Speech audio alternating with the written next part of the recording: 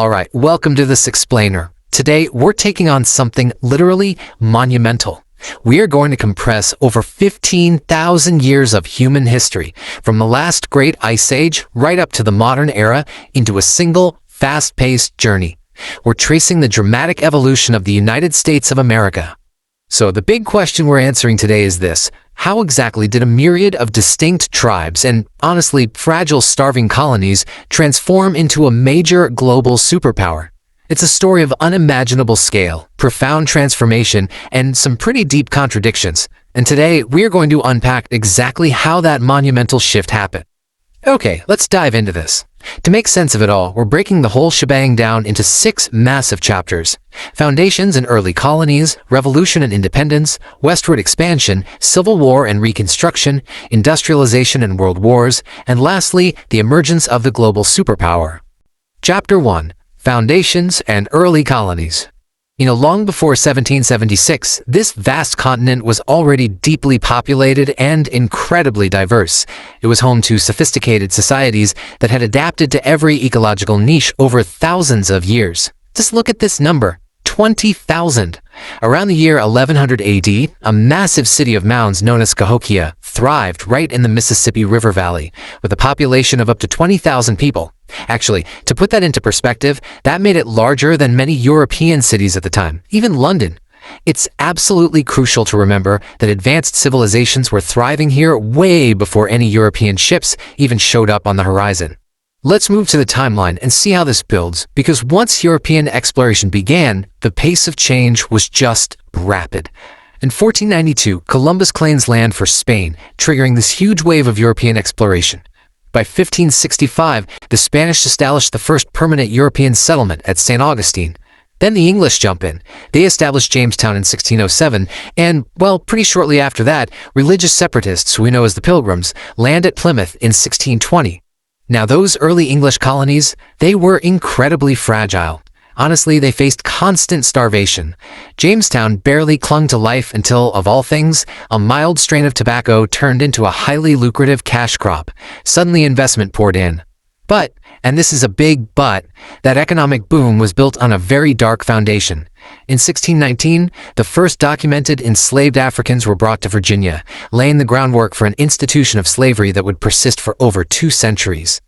Meanwhile, up north, those Plymouth Pilgrims actually survived because they forged a crucial 50-year alliance with the local Wampanoag Confederation. They famously celebrated a successful harvest together in 1621. Moving right along to Chapter 2, Revolution and Independence. So, fast forward to the mid-18th century. The British presence had ballooned to 13 increasingly crowded colonies with over 1 million people. So how do we get from that to outright rebellion? Well, it's a direct chain reaction. Step 1. The British rack up an enormous debt defending these colonies during the French and Indian War. Step 2. To pay off that debt, London starts levying taxes on the colonists. The colonists are furious because they have zero representation in Parliament, right? So this taxation without representation leads directly to Step 3, massive protests, like the Boston Tea Party in 1773, where they just dump British tea straight into the harbor. The British try to crack down, but it totally backfires, forcing the colonies to unite in Step 4, at the First Continental Congress in 1774. All of this mounting tension finally bubbled over into one revolutionary idea, beautifully captured in the Declaration of Independence. Drafted in 1776 by figures like Thomas Jefferson and Benjamin Franklin, they declared the absolute right to claim for themselves life, liberty, and the pursuit of happiness. This wasn't just some standard political split, no way. This was the birth of an entirely new nation founded on a radical democratic promise, right as the Revolutionary War was breaking out. And man, the conflict kicked off with a bang. Literally, the shot heard round the world at Lexington and Concord in 1775. After officially declaring independence in 1776, George Washington's ragged, poorly equipped militia had to go toe-to-toe with the world's greatest empire. But they didn't do it alone. Thanks to some absolutely crucial financial and military assistance from the French, the Americans managed to surround the British, forcing them to surrender at Yorktown in 1781.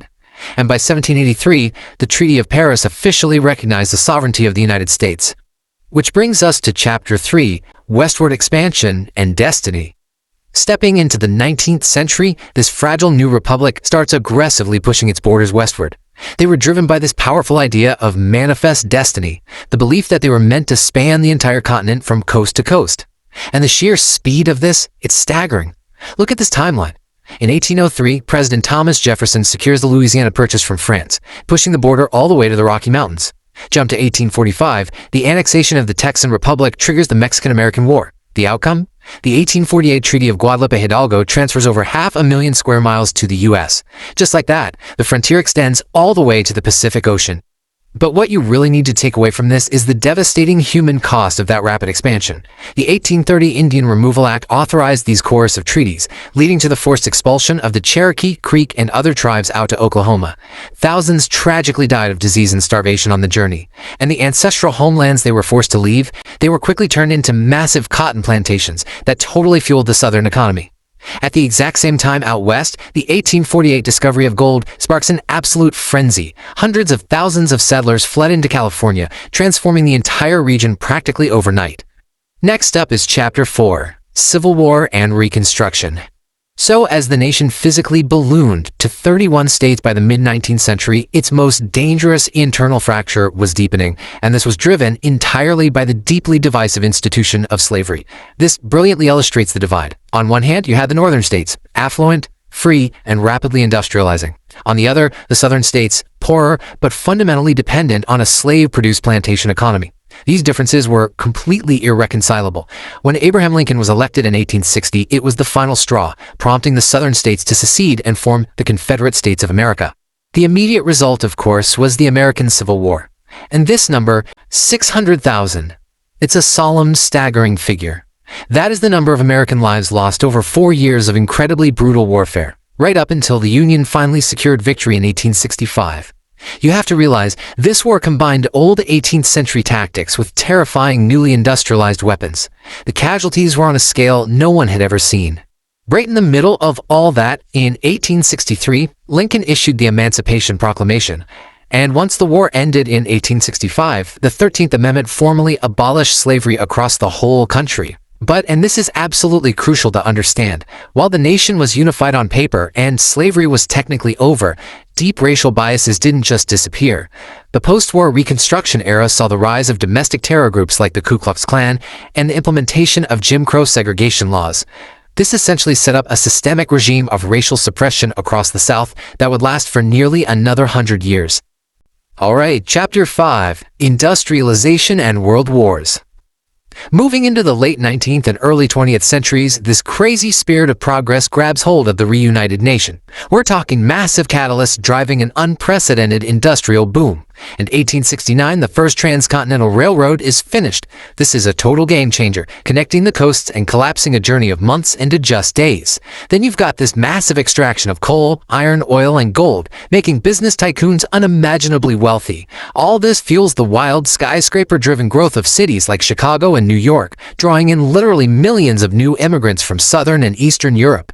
Almost overnight, America flips from a farming society into the world's largest industrial economy. So the crucial point here is that this immense economic muscle eventually forces America onto the global stage, even though it desperately wanted to stay isolated. As you can see, the US was pulled into World War I after provocations like the 1917 Zimmerman telegram, stepping in to provide crucial manpower for an Allied victory. Then, after surviving the Great Depression, the 1941 attack on Pearl Harbor drags America right into World War II. The country's struggling economy gets completely revitalized into the greatest war machine in human history. This ultimately leads to the defeat of the Axis powers and, notably, the deployment of the world's first atomic bombs. Which brings us to our final act, Chapter 6, The Global Superpower Emerges. The United States that walked out of the devastation of World War II was fundamentally changed. It was no longer some isolated republic, it was a dominant global superpower. But the contrast during this era is what's truly fascinating.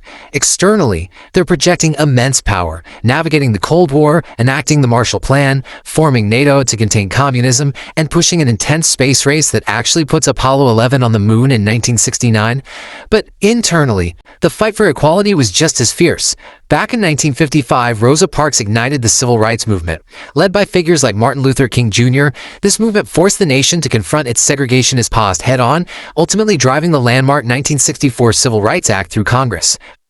Fast forward through the late 20th century, past the fall of the Soviet Union and into today.